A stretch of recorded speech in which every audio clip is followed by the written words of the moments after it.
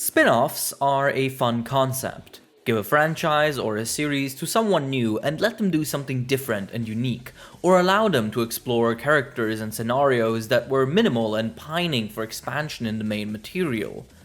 Not to mention it makes money go brrr, and that's what everyone wants anyway.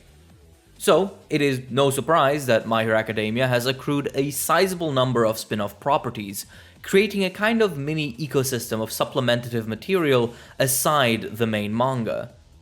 But how can you know what is what, and more importantly, what is worth your time?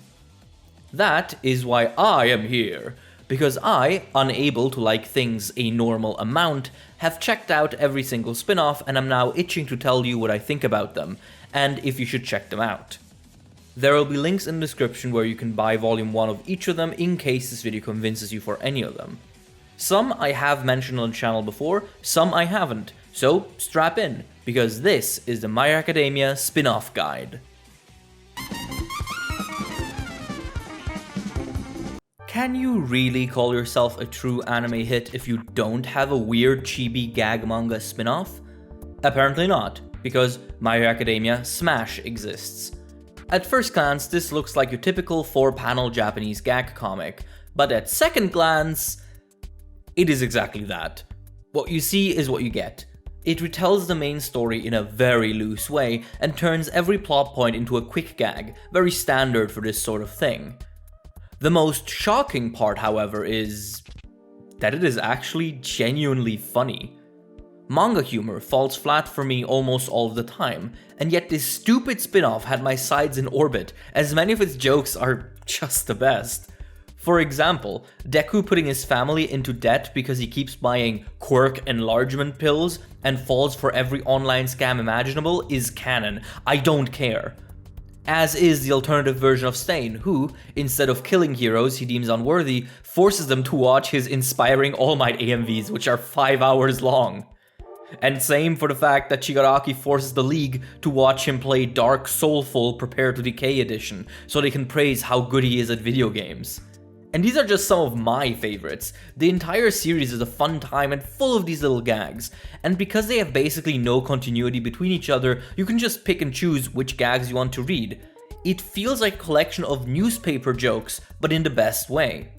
Sure, some do not translate exceptionally well, especially the ones that work on world plays, but that is kind of to be expected and not a huge deal overall. In general, I can really recommend this spin-off since it's lightweight, easy to get into, and loads of fun.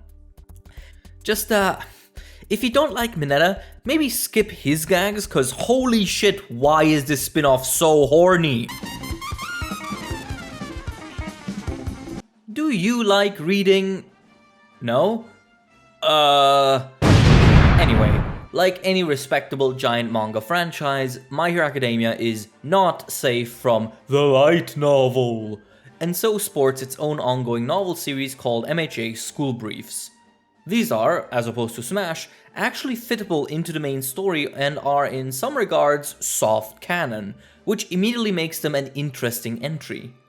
First and foremost though, they are written novels, which means that A, it is a big change from how you consume the rest of the franchise and can be a turnoff to some, and B, I am really gonna struggle editing this section, so bear with me. The novels take place at various points during the story, with each one focusing around a certain event or time slot. One novel is about all of the culture festival stuff we didn't get to see, another one is about the winter holidays and Christmas, and so on and so forth. Within their chosen topic, each novel then presents around 5 or 6 chapters that are mostly self-contained and only tied together by some basic narrative tool.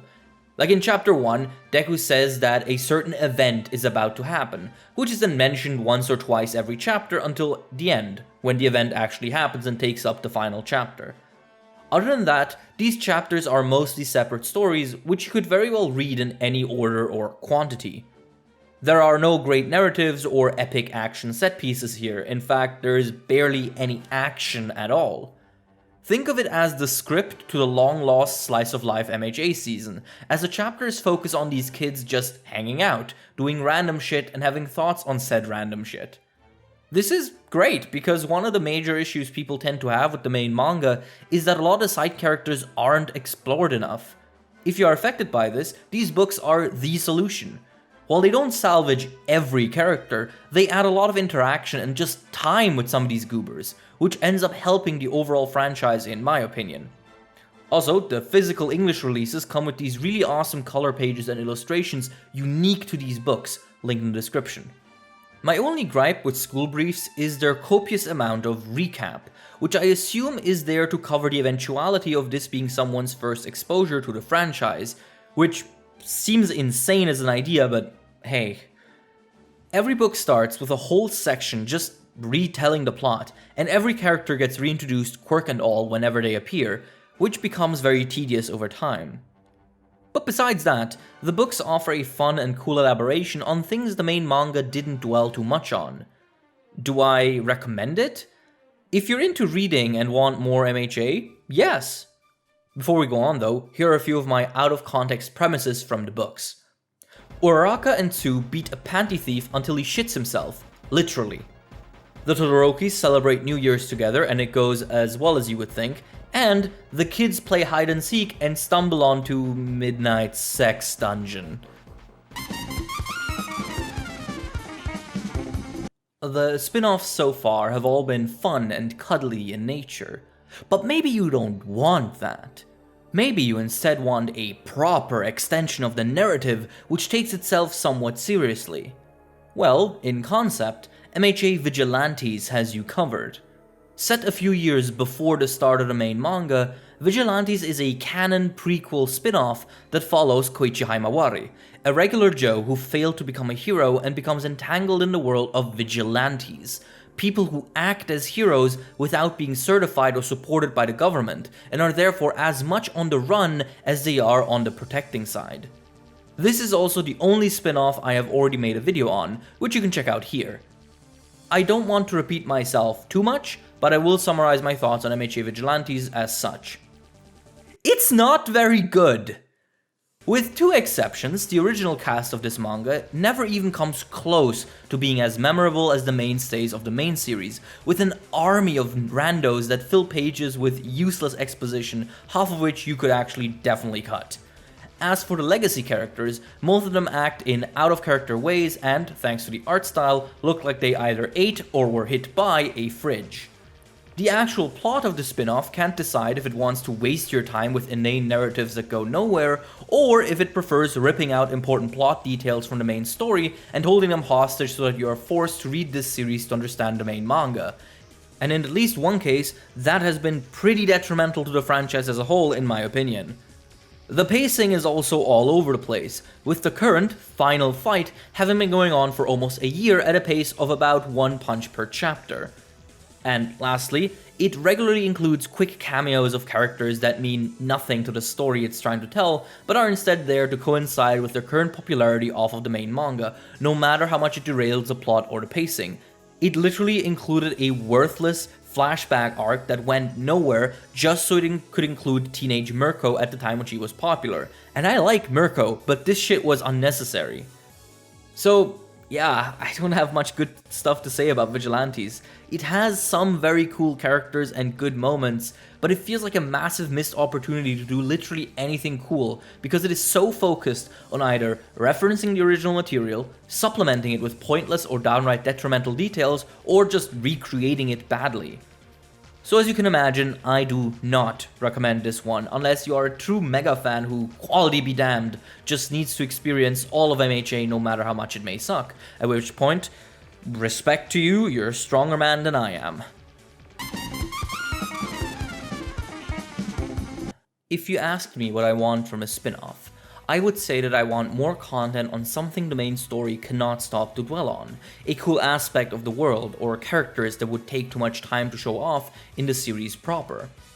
I would also want the spin-off to be supplementative to the main material without being mandatory, as I think that diluting your narrative across multiple works generally weakens both the immediacy and practicality of its impact, not to mention generally introduces inconsistencies across all its different iterations. So give me a good, interesting thing full of stuff that adds to the source material without being too self-important about it. I could say all of that, or I could just point at My Hero Academia Team Up Mission, the newest spin-off of the bunch.